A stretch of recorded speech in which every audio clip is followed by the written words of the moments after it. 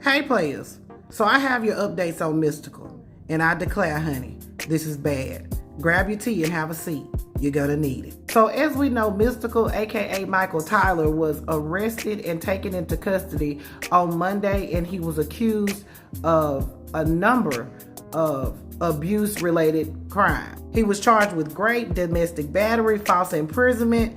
I mean, it was a whole plethora of things that he was charged with. So now Mystikal is locked up and he is being held without bond on these 10 charges. So here's what we learned about the incident that occurred in Perryville, Louisiana, where Mystikal now lives. So according to court documents as well as testimony given in court for probable cause, on July 31st, the police were called to the local hospital where a victim was there who had sustained minor injuries, and she indicated that she had had some type of altercation situation with Mystikal. So during the arraignment, the detective testified to what the victim told them had occurred. So apparently the alleged victim went to Mystikal's house on Saturday, July 30th, to talk about alleged financial commitments he had made to her. She stated that Mystikal got up to go use the bathroom, and when he came back, his behavior totally changed. She said he accused her of stealing cash, choked her, and pulled out her hair. She said she was horrified after this incident. She began to cry,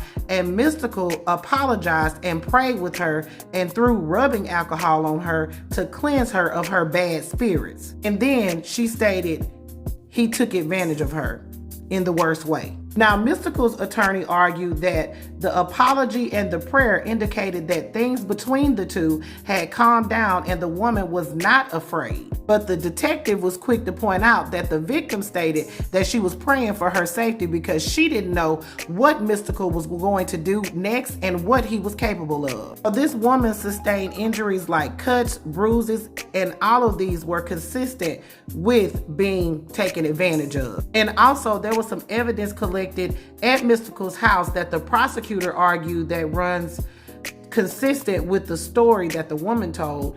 They found some of her braids, an earring, and a broken nail in his house. So because of the victim's fears as well as Mystikal's past history and all the evidence that was collected, the judge did find that Mystikal met the standard to be held without bail. Several attempts have been made to reach a spokesperson for Mystikal, but these attempts have been unsuccessful. But his defense attorney did say he was innocent of these recent charges. However, they don't plan to appeal the bond ruling. Child, this is a mess. Players, run them comments up. Let me know what you're thinking. This is Double D Mobile, reporter for the Black Accurate News, but I'm black and the news is always accurate.